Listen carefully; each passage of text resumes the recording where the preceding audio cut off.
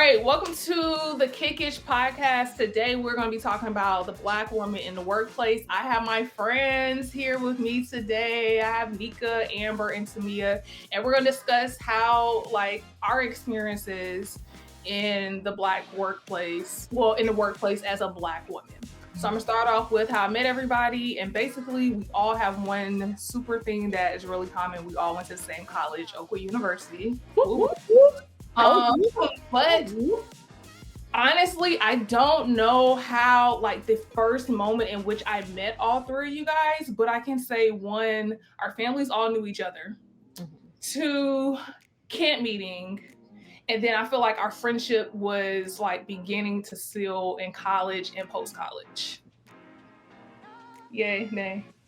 Are you talking about our individual friendships with you or our collective friendships with one another? Individual friendships. Okay, yeah. And then collectively, post-college, we all had our, our trip. So it was so cool. All right. So we're going to get started. I'm going to jump in first, and we're going to talk about, it's very obvious. We're all Black. We're beautiful. We're fine. Yes. God has made us this way. So can you just start off telling the industry in which you work in, and then we can go from there? Nikka. I am in the field of public health. Okay. So healthcare. Amber? I am in the medical/nursing field. Okay. All right. So can you one of you guys start off with your experience as being a Black woman? I think that there is a difference in being a Black woman in the culture of Black, the Black workplace versus being a Black woman in the culture. So can you explain a little bit more? Yeah. I thought you were getting ready to say something. I was going to ask. No. Yeah. To me, okay. I mean, I've worked in an all Black,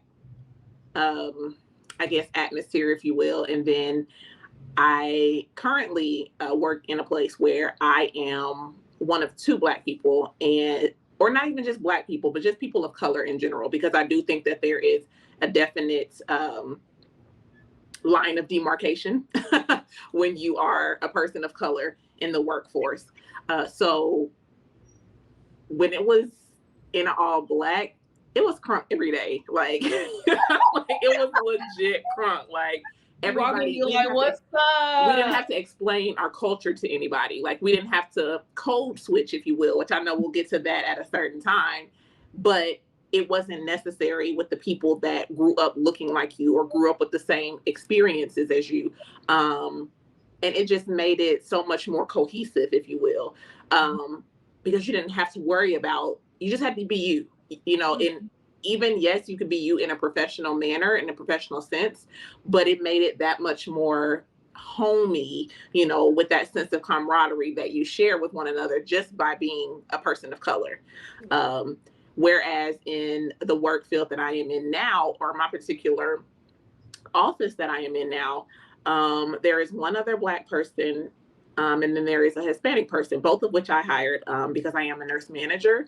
So I tried to deliberately, as best I could, I wanted to make sure that their resume fit, what they were going to be doing and the job description in and of itself. But I also wanted to bring diversity into the community of the white working space that I'm in, because I felt like it was my duty. I am somewhat at this point in a leadership position. And so I'm I want to have other people look at us and say, oh, okay, they can take care of Black people as well as, any other person or any people of color. And so I have made that my due diligence to do that and to give back to my community and other people of color, so that it is an atmosphere of unity. But the code switching thing is super real. I don't want to take up too much time. We have other people, but so far, just the camaraderie, the code switching, I would say, is the number one thing versus all Black, and then being the minority in the workplace. Okay. Well, since you want to talk about code switching, let's talk about code switching. I'm just saying, that was the difference that I've experienced. So I was having a conversation with one of my friends at work, and we was basically where it's literally on our team is she and I. We're the only Black people. like period, not Black women, but Black people. And we was talking about how she and I, we instantly clicked. We did not know each other from here. She lives across the United States. I'm in Chicago. We know nothing about each other, but there's certain things that we can share from like experiences as a Black woman. So specifically when we get up in the morning, we don't get up in the morning as just a woman. We get up in the morning as a Black woman, how we're perceived, how people take like everything. So code switching. So there's times when I can be like, hey girl, hey. Right. And then with other coworkers, I'm like, good morning, happy Friday. Sure. Right, exactly. Right. That's real. How do you guys have to code switch? Like how does that look? I feel like, well, in my current workspace, there's only one other Black person in the department. So there's not a lot of code switching because we don't really work that closely together. But I remember particularly there's like this lawyer at our organization. I had to work with her on a particular issue. And we had a situation where someone was coming at me a certain way. And so I planned a call and they didn't show up. So I felt like the code thing came in where I was talking to the lawyer and I was like, bring that same energy on Zoom, bring the same energy that okay. Like, don't just not show up. You was coming full force. And now that we have this meeting, you're nowhere to be found. Where you at? So it's just like, I didn't really know her, but we vibed and it was just like, don't come at us because we will come for you and you're not here. So I think this issue is settled. Like, don't do it. Absolutely, Nikka. Yeah. Absolutely. It's like, I don't know, it's like a sense of like being understood when you feel like you can speak that I don't know, the same language as like your people. So I don't get the opportunity to do it a lot because I don't work with my people. So it's like that saying, what's understood doesn't need to be explained. Exactly. I was in a meeting once and I was like, bet. And then I realized this is not the circle. And my coworker was like, I was like, oh, I meant like understood, will do. Yeah. Mm-hmm. Yeah, I've accidentally like forgot to switch over and then like had to explain myself. And it was just like, never mind, just forget it. That's when you're code switching, when you're having to explain yourself. Like, yeah. Like, never mind. I wasn't really trying to talk to you. Yeah, you missed the mark at that point when you have to over explain. It's just like, don't worry about it. It's not going to have the same effect. Exactly. But it's like, so I know we keep talking about like working in like a predominantly white world or organization, but I feel like there were still times I had to code switch a little bit when it came to working with all Black people, because I've worked in an all Black place before. And while, yes, I feel like we all have shared experiences, but there were still some people who did not believe that they identified as Black. So it's like, when you try to be like, yeah, period, they're like, excuse me? We don't speak this way. And, I've had that told to me, and then it was like, oh, well, maybe you're just young, or maybe that's, I'm sorry, what? I think it depends on like how people grow up. Some people grow up in a different, like they come from a totally different background. They can't relate to that at all. So like when you say it, they're just kind of like, or some of them are raised to think that they're better than the rest of Black people. It just really depends on who you're dealing with.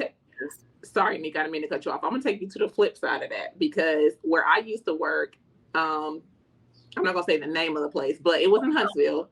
Huh? I said, please don't. Okay. Yeah. So it was in Huntsville and it was at a nursing home. And nursing homes in Huntsville. When I say, I cannot, not you Googling. We all know.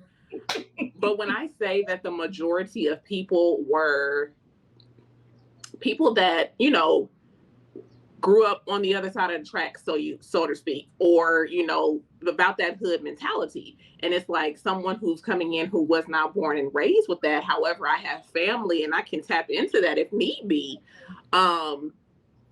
Just being the professional that I am in that environment, you can kind of feel isolated because oh, you not cussing, you not drinking, you not whatever. First of all, we're all on the clock. None of y'all need to be drinking. So let's start there. And like, second of all, that's just not, that's not what I'm here to do. Now, if we was at a function outside of work that may, a co-worker situation, okay, whatever. Maybe I'll be a little loose or what, not loose. That's not a good term. That loose girl over there. I mean, maybe I would not be as professional, if you will, if I was not in a work setting.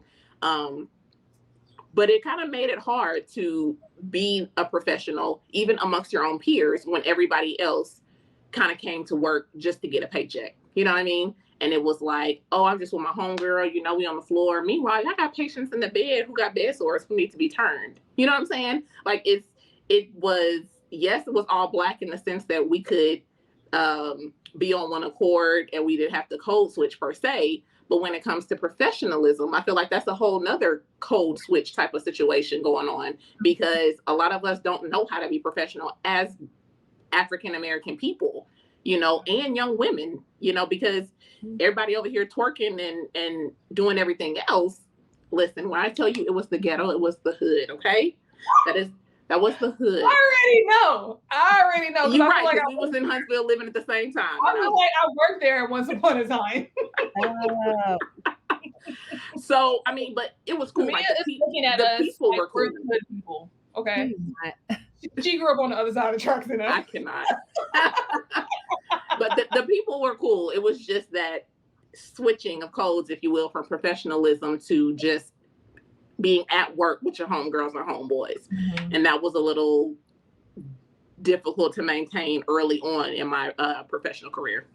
Yeah. And I get it, because I've been there too, where they're like, why do you talk like that? Mm-hmm.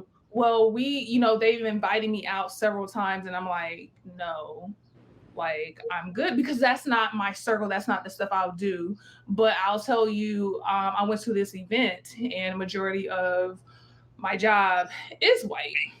Go them. But it was literally maybe like 2, 4, 5 of us Black people there or whatnot. And this was an event. They had an open bar, they had snacks and everything. But we as Black people, like when we sat down, we was like, we can't do what they do. Like that was the first conversation. It was like, hey, we want to enjoy ourselves, but limit your drinks and limit how you're out here being loose. Like that. Like the older lady, like she told us that. She was like, I don't need no mess from no Black people today. And it was like, it was understood. That's real. They're like, what are you drinking at Shirley Temple? Thank you. It was like, understood. We're not about to be out here acting foolish. Right. So people, because it's like we have a different standard to adhere to, just in life, period. And it's unfortunate that, we can't always be ourselves. Even in the workplace, I feel like I feel like we almost have to work 3 times as hard to be up with the people that are not really putting in as much effort. And like my experience in the workplace, I feel like I have the Black woman save the world syndrome. Like I'm always advocating for people, like taking things on myself, trying to make it fair for everybody. Mm-hmm. Whereas there are other people where they just don't care. They're just doing what's good for them. And I'm like, hey, well, what about this person? What about that person? Like, I don't know why I feel obligated to do it, but I don't know. It's just, I kind of have a thing of like, it needs to be fair for everybody. And I'm going to advocate for you, Black, white, whatever, it doesn't matter. And it's like, I put a lot of pressure on myself, and I don't know, since I'm the only one, it's like, it can be challenging sometimes. Sometimes I'm like, wow, I'm the only one. Like I have no one to really, talk to or code switch with. It's just me or whatever. And then in the back of my head, the people that I think I can trust, my mom always tells me like, hey, you need to be careful, because at the end of the day, folks are going to stick with who they're going to stick with, and it may not necessarily be you. So I always have that in the back of my head. So I don't know. It's like a lot of pressure to be one of the only Black ones and successful as well. And then like all this extra added pressure that you put on yourself to like treat everybody right and save the world. And so. Yeah, man. So my next question is, so how is it when I'm trying to figure out. Okay, let's throw it this way. Okay, so you're the black woman at work, but then you run into the other black girl or the other black person. How do you navigate that? Because I'm gonna tell you, one, I'm gonna fill you out.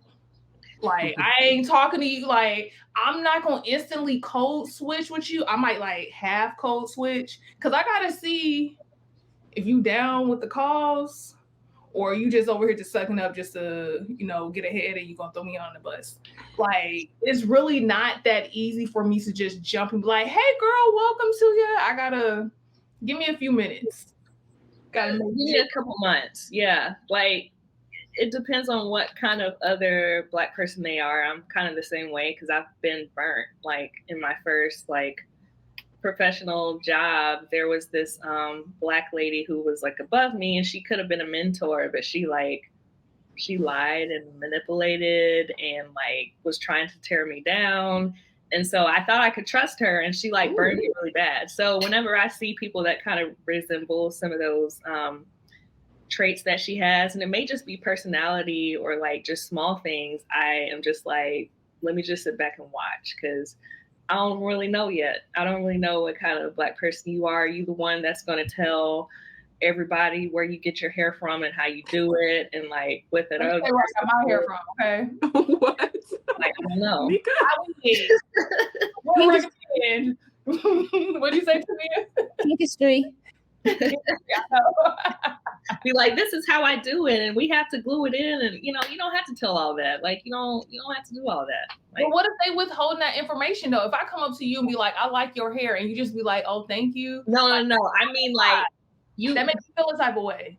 No, I'm not talking about that, but I'm talking about how non-black people will question you about your hair. Oh, okay. And this person is telling all the secrets, and they assume that everybody, has the same, they get the hair from the same place or something like that, something real ignorant. So, and then they'll take that information that somebody shared and think they know everything about, and they don't.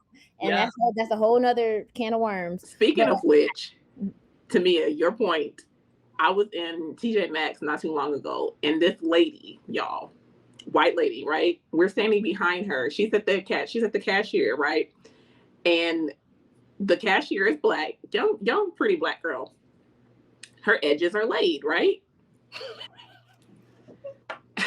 I already know where this is going. Let's go. This lady says, mind you, she's been talking to everybody in the store. If you're friendly, that's cool, sis, but it's still COVID. I need you to back up just a little bit, okay? So she's like, oh my God, your edges are so, your edges are laid. Your edges are laid. And I was like, she way too excited to say that. She was way too excited. And then the girl was real confused, thanks. What do you even say to that? And then she was the white lady, she was like, oh, my coworkers would have been so proud that I remembered that. What?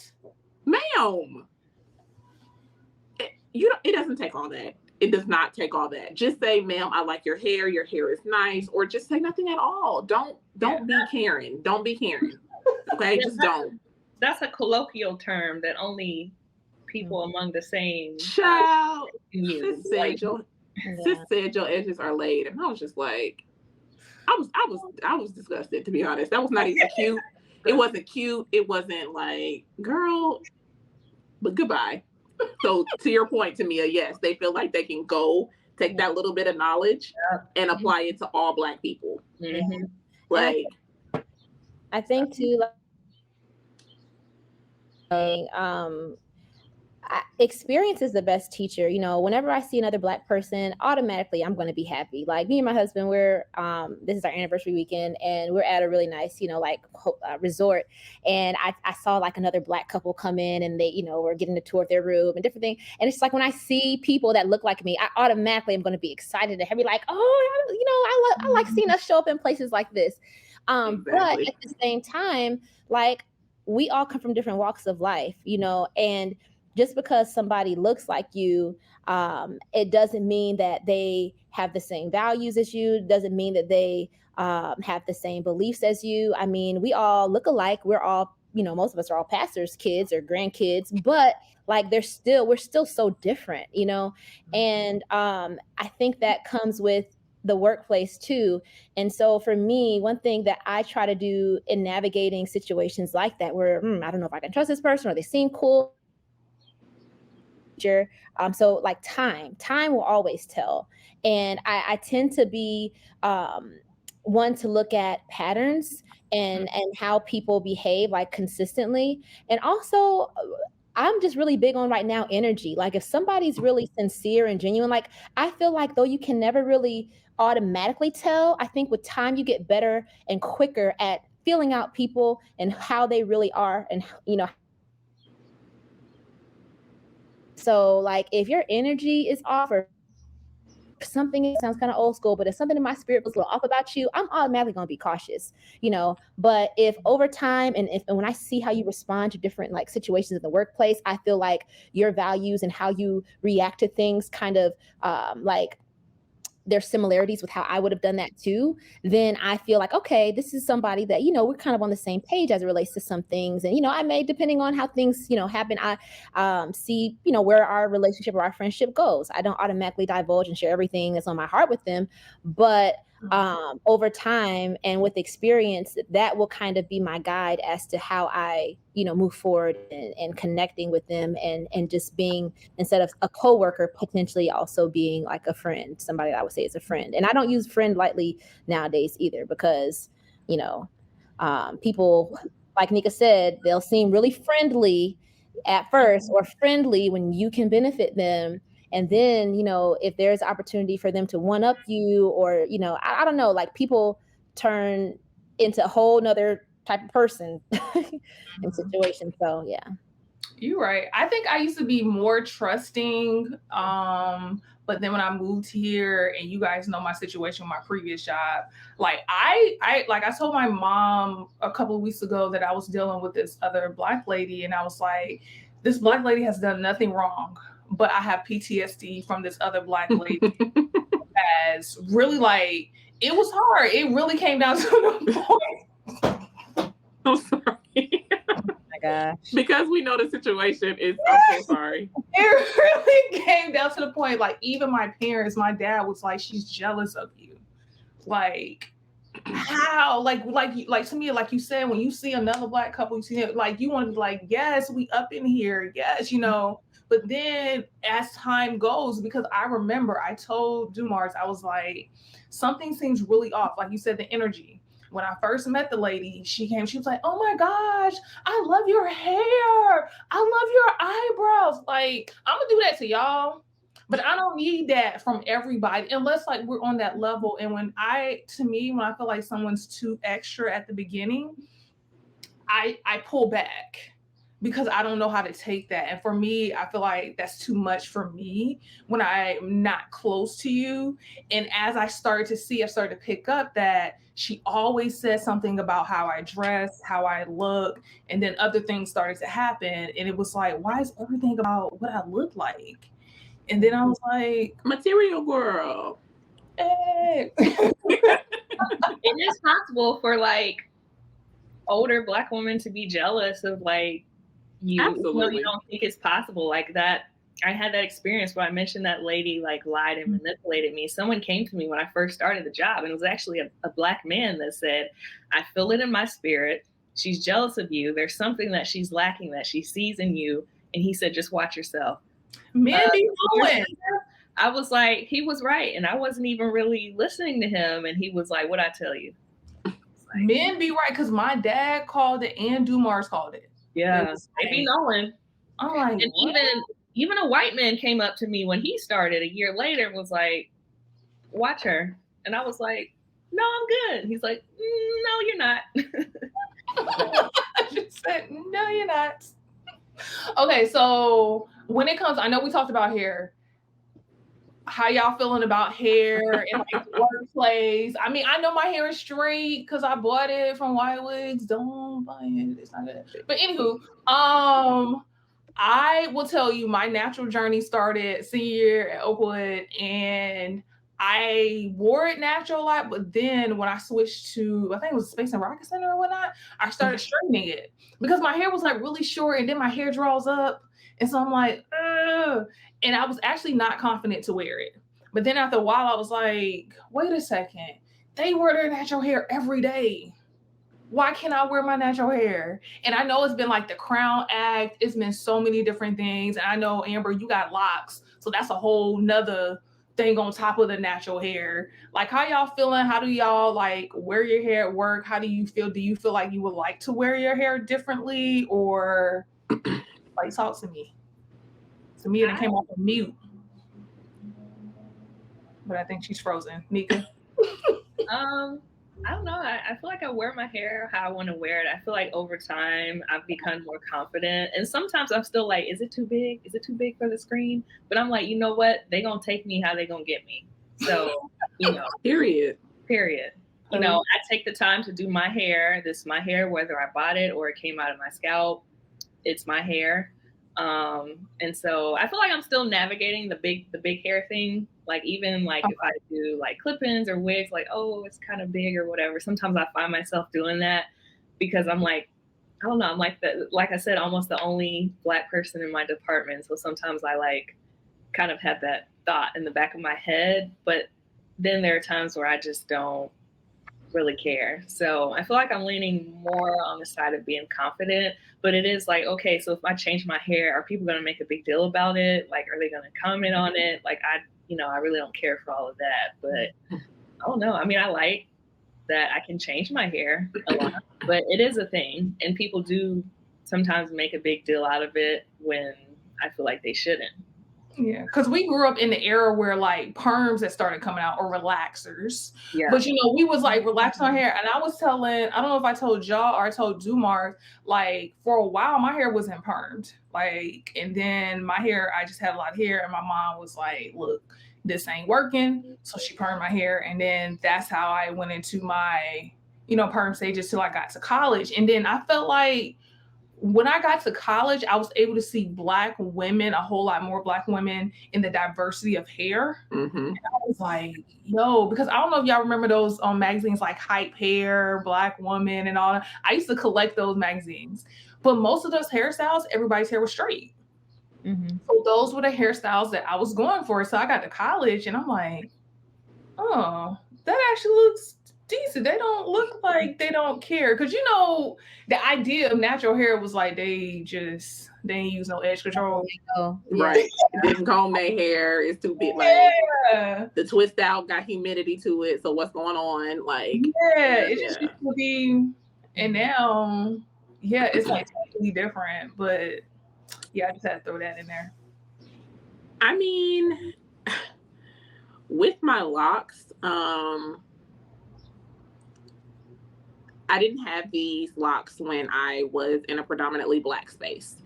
I've only had them for 3.5 years on the 8th of... Huh? I said, where you get them from? My scalp, boo.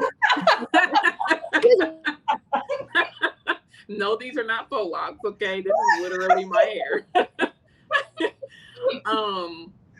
But I've had them for 3.5 years on the 8th of this month.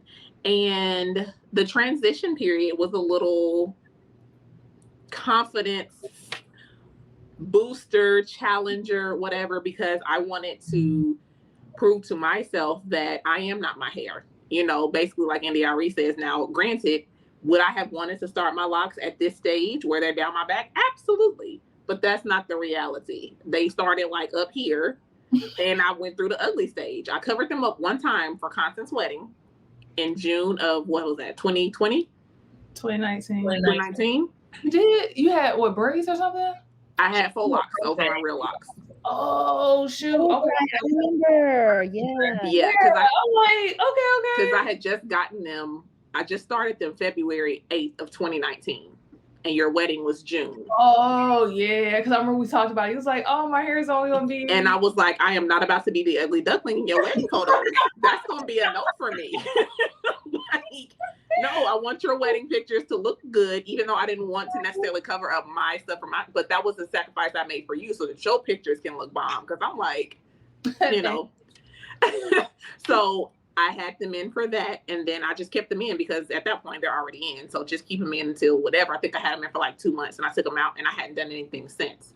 But as far as the workplace is concerned, I still do think that there is a professional level in which you should wear your hair, even though it's natural, even though it is locked, even though it is relaxed. Like there are still, in my opinion, standards, quote unquote, for professional looking hair. And so even though I do have my locks, like I'll go to work like this because it's professional. It's not all over my head. You know, it has a little crinkle to it, so it's its own style in and of that crinkle. But I can't work in the nursing field with my hair down. So usually I have it up in a ponytail.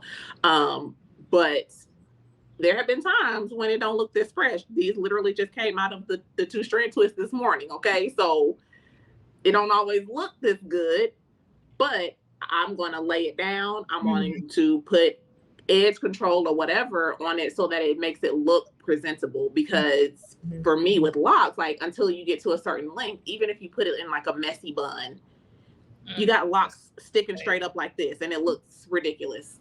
So I'm like, all right, this is not professional. Now other people will be fine with it, but for me in my house, we're going to serve the Lord in professionalism, okay? I'm curious. And professionalism, I feel like, you know, there is a spectrum. Just like, you know, with religion, there's those that are more conservative and those that are more liberal. And with professionalism, I feel like, you know, Amber's level of professionalism may be like way, way far, you know, on one end compared to what somebody else. Yeah. For every Black person, you know, so that's gonna look different for every Black person, you know, their level of professionalism. Did y'all get that? I don't know if my recording. We got it, but when you were muted, I was like, preach, girl, preach. I can't. But yeah, so there's varying degrees of professionalism. You know, some people think it's professional to still wear the messy bun and not do any slicked edges. I mean, they stand, hey, but fix their edges. Yeah. I'm curious to see what everybody's spectrum of professionalism is, and I know there is a range. Like for me, like I'm going to try to do my edges, and I'm not going to have just stuff just sticking up everywhere. Look like I actually woke up and did something to it. Try. Yeah, that's like my standard. Like look like and I know to other people who don't have natural hair, you know, it might look like I never do my hair because it's always natural, but I always try to do my edges, you know, I don't know. I just try to make sure I look put together and whatever that means. I don't know. I always just try to look like somebody love me. Like, literally, I mean, I love myself. That's a standard. Like that's the bare minimum, but I want to look like somebody love me. Like somebody care about Constance, you know, I ain't out here embarrassing the folk, but I think for me, professionalism is multidimensional, which I think is probably for everyone. But as far as my looks, like I said, I want to like somebody love me. Like I will be working in this, but I do work from home and I do work in a very relaxed industry. But I still don't believe professionalism means a suit and a tie. Absolutely not. I don't. Definitely not in 2022. Yeah. I do believe that professionalism looks like you washed your butt this morning. Absolutely. Yeah. Absolutely. Says, take pride in how you look. When you walk out that door, take pride in how you look. And that's kind of just that's just what I keep in the back of my head. Even when it comes to my kids, you know, like now sometimes it be a struggle, I ain't gonna lie, because kids are a whole nother ball game. But you know, I try. You know, like I am definitely going to try my best. So some people may not try at all, and that's them. But like Amber said, that's for me in my house. You know, come on, try. Right. Yeah, and that's one thing that I was taught growing up. My father always said, you know, first off, when you are outside of this home, you represent God, and then you represent our family, and you represent yourself. Mm-hmm. So I've always thought that in my dress, in my speech, in my act. Now, you know, if you're my friend, and you on the inner circle, you gonna get raw, unedited Amber all the time. And y'all already what you say? I was like, I want to talk to somebody last night. She said silence is golden. I just turned my phone on do not disturb. I was gonna ask you, did you FaceTime Nikka or something? Because you know you be slick. No. I didn't get the message until like midnight. Oh, and I was like, what was she doing? Because she was texting me too. I'm proud of you, Constance. I'm proud of you. I was having a very lonely moment and you threw me to the wolves. Okay. Well, I was out at a dance workout class. So come on, I was out. First of all, did you get permission from us? I don't need permission. You didn't send us your location to make sure that everything was all right. I am grown. Ooh, she grown. You are. Grown. Mm-hmm. Amber, come on. Bet you hurt. I was gonna join the bandwagon on Constance, but we got. I saw you. You kind of like. Then you was like, I'm gonna fall back. She's being real strategic. I was. It's okay, Nikka. I'll hit you up in the polo. I'll get on you for real. So I'm gonna go back to what Thomia was saying about her kids. Make sure that they look decent. My mom used to be like, if you ever end up in the hospital, you better have on clean underwear. Like, mom. Yes. I highly doubt. I feel like that's a black thing too. Oh wow. I highly doubt doctors are worried about what type of underwear I got on when they trying to save my life. They not. However, I'm gonna tell you though, in the medical world, when you're taking care of patients, we be talking. That's fine. Just save my life. You can talk about it, but save my life. It ain't always the best. I'm just saying. I'm not saying I'm saying we as a collective unit of healthcare professionals when we're taking care of patients at the bedside, okay? There's always gonna be one that's gonna comment on something. Did you see them holy draws sis had on that came in the ER? Ma'am, do you have your CPR license up to date? Like, ooh, get your life together. We're not talking about nobody holy draws. Like, you're here to do a job, okay? Right. Yeah, man. But my mom used to like, say stuff like that. But switching over to like kids and motherhood and whatnot, I know for me, and this is like a 2-part question that people can jump in. For me, when I look for a job, because I know we've all in the past couple of years switched jobs. When you look for jobs, what specifically are you looking for that really speaks to you as a Black woman? So like for me, it's a maternity leave. I need to know, do you have a maternity leave? And like, are you running me 2 weeks? Are you running me 6 weeks? Are you running me a couple of months? And that really became, as I get older, I'm getting old. I don't know if I'm having kids or when I'm having kids, but that is something that I'm looking for, as well as what is the diversity. And diversity to me is more than just how many people of color you have on your staff. Okay, so age and everything. Diversity is everything. And also, where are these people located on your chart, the organizational chart? Are all the diversity at the bottom, or is diversity, amongst things? But specifically, I'm looking for, what is your maternity leave? What is your work-life balance? Because if I do have kids, are you going to be like, hey, well, she took off again? Right. Take care of a kid. And where I work at now, I really appreciate that they really encourage taking time for your kids. Like, I scheduled a meeting with this lady, and she was like, I gotta pick my kid up from daycare. That's not really gonna work for my schedule. In my head, I was like, well, block that time off on your calendar. Nobody cares, just block it off. But at the same time, I was like, cool, I got you. I'm gonna reschedule it because kids come first. Your family comes first. To me, like, there was no back and forth about that. I was just a little irritated, like, just put daycare. Just block it off. But I think she forgot to like put it on her calendar. But how is your experience like with the workplace, family, kids? Like, how has that been for you? So can I ask a question before we answer this question? Ask a question, boo. You got this. Are you asking what are we looking for moving forward, or what did we look for? It can be both. Moving forward, but because I know we look for different things as we age. Correct, because I ain't never thought about nobody's maternity leave. Exactly. I never thought about it. Even after I was married, I wasn't thinking about no kids. But now, I'm getting older, might want to consider that. I've never thought about the maternity thing until you said it either, even after I had kids.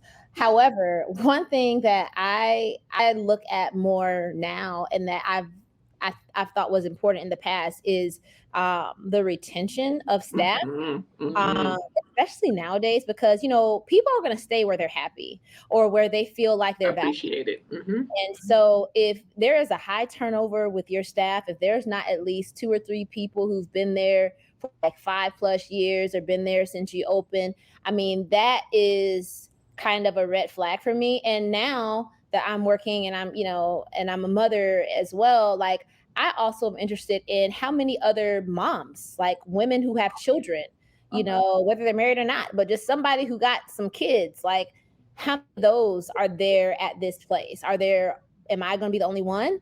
You know, is there more than one, you know? So that's those are 2 things I kind of look for, in addition to like what you mentioned, Constance, you know, diversity from, you know, I wouldn't want to say like the bottom end of the totem pole, but like diversity from, you know, people who may be doing like administrative stuff versus people who may be doing more procedural thing. I don't know. Like I look diversity all across the board. Like, so that's important as well too. Thomia, did you tell us what you did? I think you froze at the beginning. Hello? She said, yeah, she was saying that you tell us what industry you worked in, because we think at the time we asked, you froze. Oh, no, I was just saying, well, I'm in the dental profession. I'm a dentist. So now, like I was saying, I just look for retention of staff. That's important. And then also, are there any other like mothers or parents that work there? Because to me, if there's not, and let's say, why are y'all laughing? I say something wrong? No. It's Constance. I was trying. Constance? What's this? Constance? No, we heard that. She was asking. She was asking at the beginning of the chat. You froze. Oh man! So I know. I got talking about what industries we were in. So she was like, she doesn't think that you shared your industry. So we heard everything about what she was looking for. So when you said the dental profession, then Amber was like, okay, and then you kept going. You was repeating it. And so Amber's like. Okay, my bad. You know it's all love. You already know. I know. Amber's sitting there just like, Lord, please help us get. No, because I'm looking at you because I already know that you catching it. I'm up here crying. Oh my God. Okay. But you know, Thomia, like what you just said, if there are other moms there, I never thought about that. But on the flip side, as someone who doesn't have kids, I feel like sometimes that is thrown in my face. All the time. Oh, well, you don't have kids, so you don't have to worry about this. Or, oh, you don't have kids, so you can do it. You have more time. Like, not necessarily. I have 2 kids. Okay. I cannot. I do. One's in college. I cannot. And we know where the other one lives. All right, next.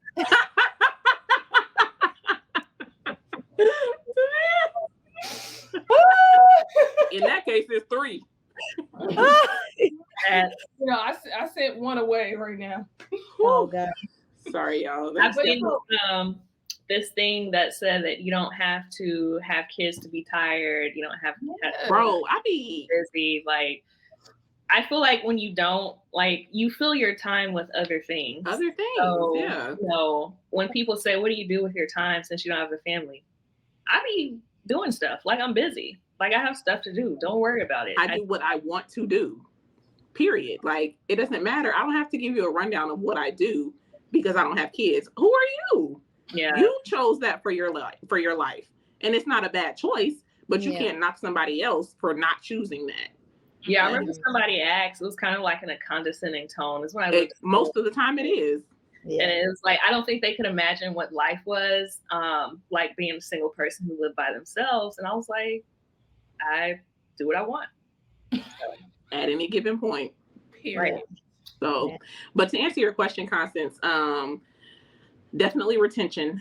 And I know that's probably ironic dealing with my work situation that y'all all know about. Red flags. However, when I got there, a red flag. when I got there, the retention level, because I asked that in my interview, like when it's time for my questions, I asked that. But the turnover was not yet where it is, unfortunately. Fortunately, but unfortunately.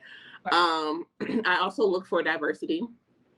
And I also look for maybe even being the first person to represent that diversity.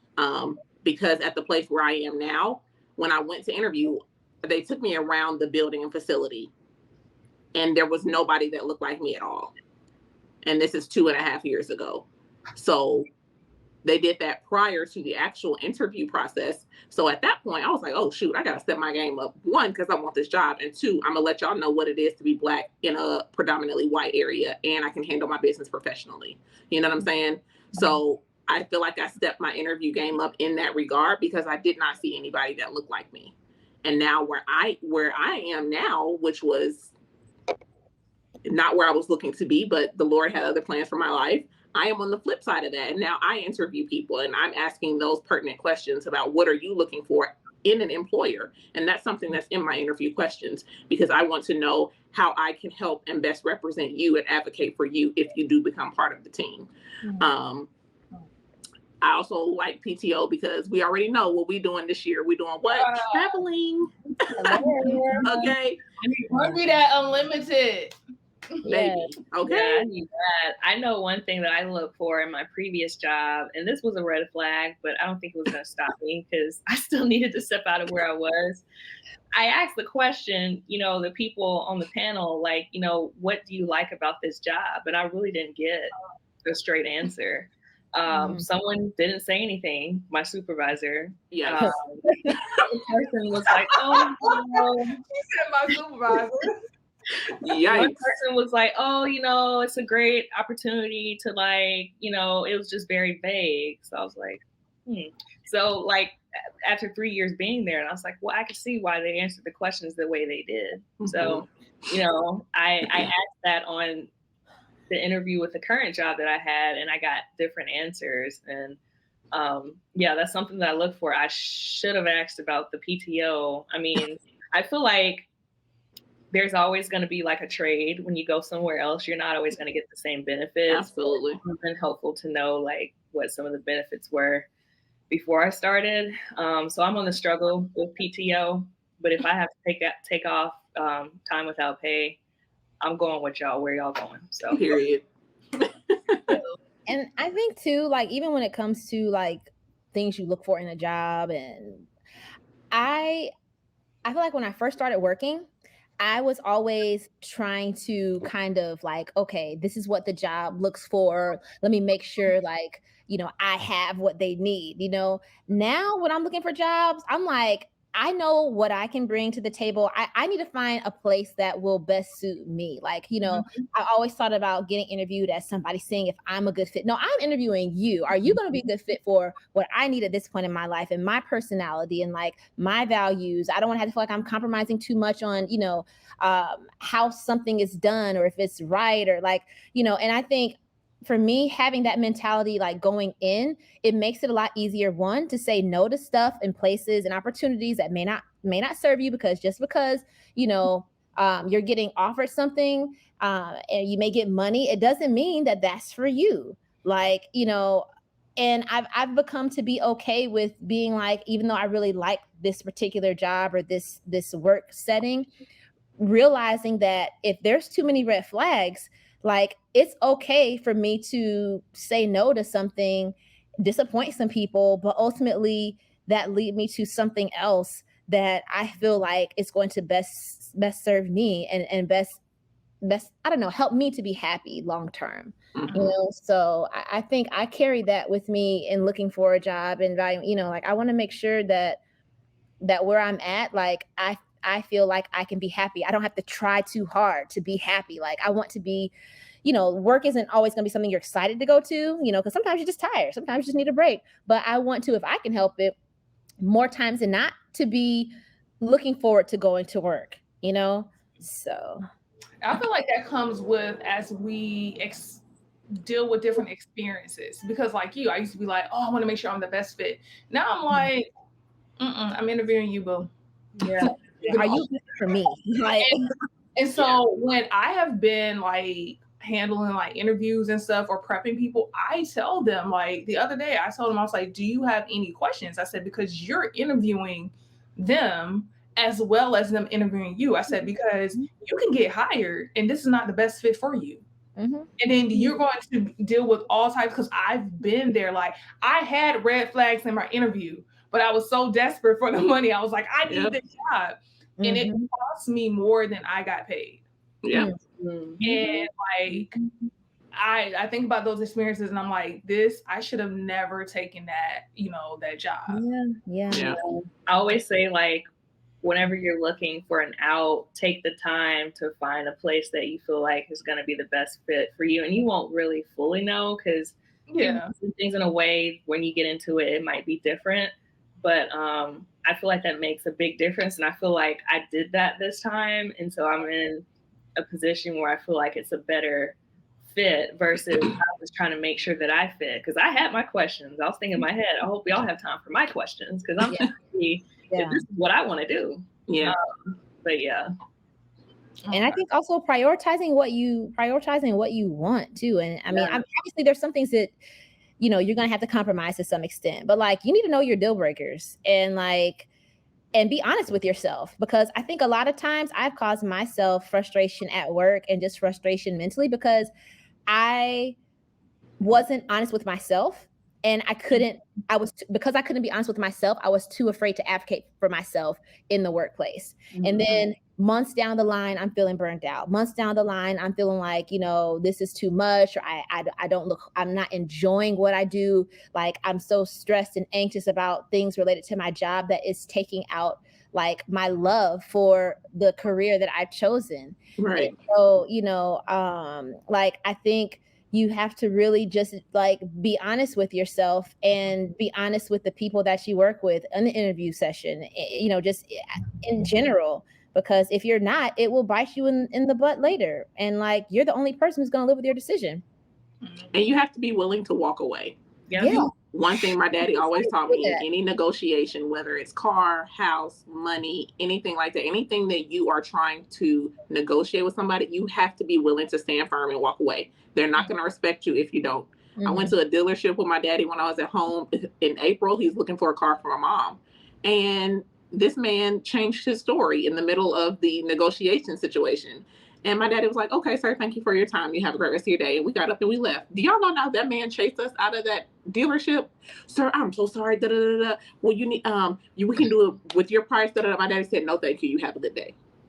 And still left. Because you have to be willing to stand your ground. It's like that saying, if you don't stand for something, you'll fall for anything. Yep. You have to know when to put your foot down. And ultimately, all money ain't good money. Right. All jobs ain't good jobs. Just because you got a paycheck don't mean that you're not compromising your sanity for it. Your mental health. Like literally, like that's a whole nother topic in and of Exactly. itself. I'm like, that's a whole other topic. That's a whole other topic in and of itself. But yeah, you definitely have to be willing to walk away if it's not suitable for you. Yeah. And especially for us as Black women, because I told y'all the story where I interviewed with them and I told them these are my salary requirements. And, they was like, oh, okay, yeah, I did an interview. Then they're like, oh, well, we can't, give that to you. And I'm like, that's fine. Okay, I didn't. Exactly. You Right. can buy it in. and they're testing other people too, because they have it. Yeah, exactly. But you know what? I feel like if I was a white male, they would be like, okay. You would have got more. I really don't. Absolutely. And it's crazy because I was just talking to one of like this girl I work with, and we was talking about our interview, like our experiences interviewing with this role. And she told me, and I told her, I was like, well, I told them I can't go any lower than this.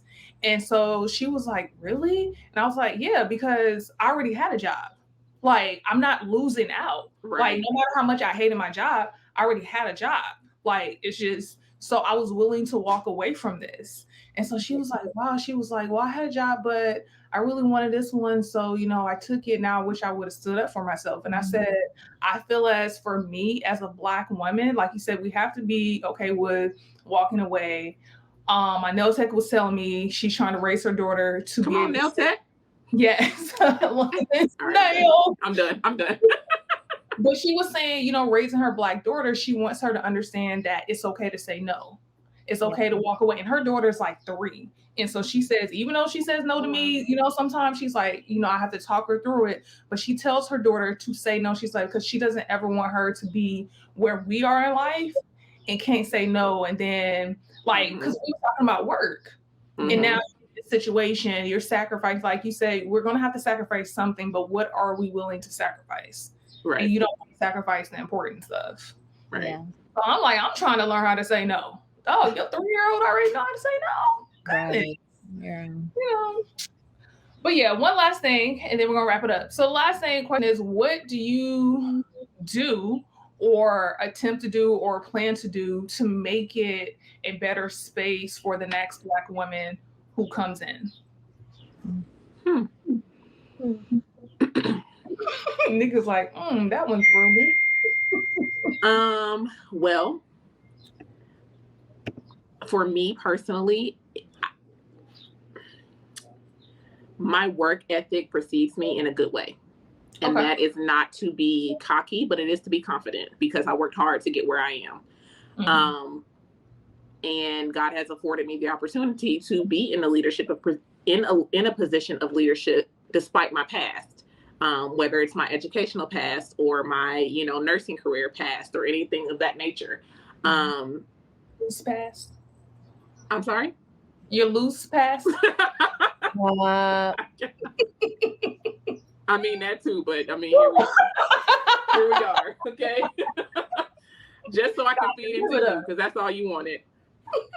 But no, for real, like I you all know the story and the situation of my job. I did not go into the current job that I am now looking for a role of leadership, but because of my work ethic, and I take pride in everything that I do, if I start something, I'm going to finish it. And I think that mentality has paved the way for other people of color that will come behind me, because of the good jobs that I have done and I am continuing to do. I feel like there's no hesitancy there if another person of color wants to come and be the nurse manager or be the office manager or be the RDO. There was a Black RDO that just recently left, and so I feel like she paved the way for me if that's something that I want to do or that God has for me to do.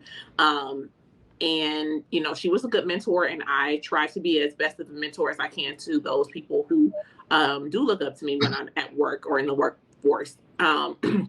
So for me, that is my gift, is to increase the diversity there while I can and while I'm in a position to do that, as well as show people, like you said, Constance, that diversity is not just in color of the skin, but definitely in positions, in ranks, if you will.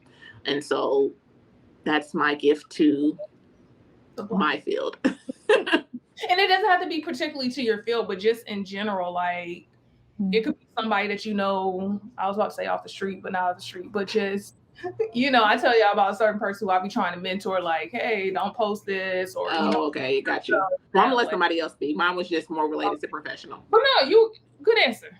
I would say, I guess professionally and like in other things, but mostly professionally, similar to Amber's, like, I feel like I do a good job in whatever I've done. Like, I've set a high standard, so no one can say, this Black person is not doing what she's supposed to do, because everybody knows that we don't get the same chances. So I feel like whoever would come in after me would kind of have the way set, but they would probably have to, establish their own reputation. And then, like, also, because I'm in a position of leadership as well, speaking up when I see things aren't right, like being true to myself, being authentic. I feel like that sets the standard too, because if people see that you are authentic, you don't blow with the wind, you don't play both sides, you stand your ground, people respect that. They may not say that and it may intimidate them, but I feel like people will respect that at the end of the day. And so, I'm not the one to blow with the wind or to play both sides. If you're wrong, you're wrong. If something's not right, I'm just going to say it.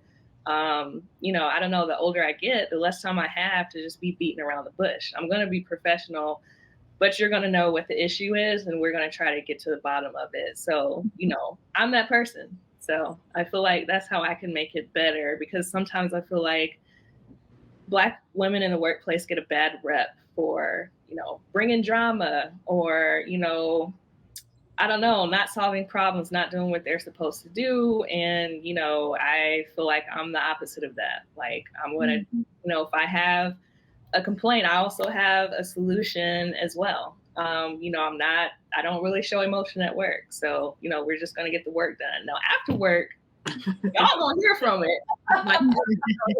But the people at work, they don't, to them, they're just like, oh, she's a person that has it all together, even though I don't. So, I don't know. I feel like that could set the stage for, other Black women that come through the workplace. Hopefully they could, carry that torch. Yeah. I'd just say for me, and it's kind of similar to what Nikka never said, is I have this little picture or plaque on my desk, and it says work hard, be kind.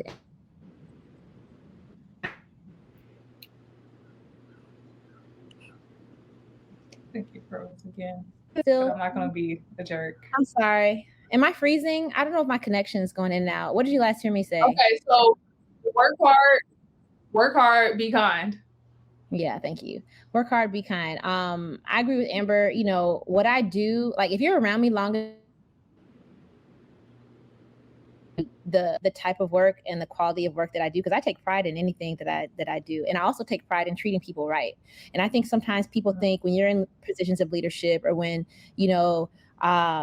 they assume your pay grade is more than what theirs is, that there's going to be an air of cockiness or pride, or that, this person's better than I think if you are around me and work with me long enough, you're going to see that that's not the case with me. And I'm going to do my best.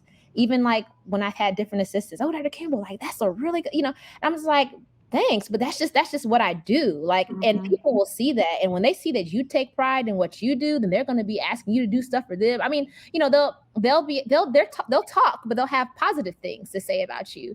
And also just with being kind to people, like, if somebody's taking out a whole bunch of trash and they're making multiple trips and I ain't got nothing else to do and I can help out, hey, like, y'all need some help? Like, I don't mind helping, like that's my thing. Work hard and be kind. And I think that has got me a lot farther in different work environments than just my knowledge alone about things, or so yeah. Okay. I totally agree with you guys. The being kind in the work ethic, because I heard this phrase. It was like, people respond to you as a Black woman off the last experience from another Black woman. So that's how they respond to you. So if we, the trash Black women, the next Black woman, they're going in their head, that's how they're going to respond. Right. So like I told y'all how I had that situation. I'm looking at this other lady like, no, she's a different person. She's a different person. My last experience. Yeah. Anywho, thank you guys for kicking it with me on my podcast called Kick It. We did it. Turn up. Do not forget to follow. Do not forget to subscribe. Do not forget to like. And the best thing ever is do not forget to share, because sharing is caring. It can be fun and it's free. Period. Hey. All right. Thank you guys for joining. And until the next episode, thank you for kicking it with us. Deuces. Peace. Bye. 1, 2, 3, 4.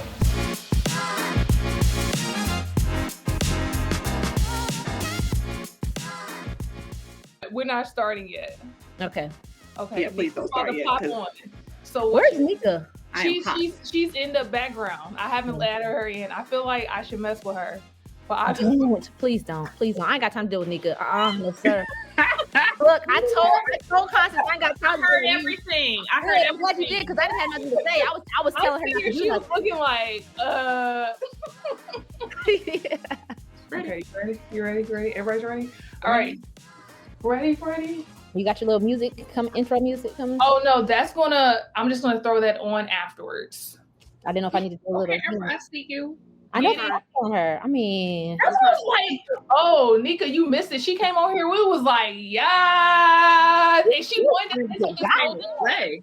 She wanted to say something, but to me, it was like, take it all in. this didn't come to play. She did not come to play. Well, thanks, guys. I figured, I thought what really helped me was because I was gonna definitely have like a t-shirt on, like a little nice graphic tee. But when Constance tagged us on Instagram, I was like, oh shoot, she got makeup on her face. I'm like, Now, I'm gonna always do my makeup. Now I might have on like this is just a crop top, and I put it on because it says Black colleges. I figured we was talking about black. You're right. But it's still live though. It's not recording. No, it's recording. It's not live. It's not produced. Okay. It's not anywhere for people to watch right now.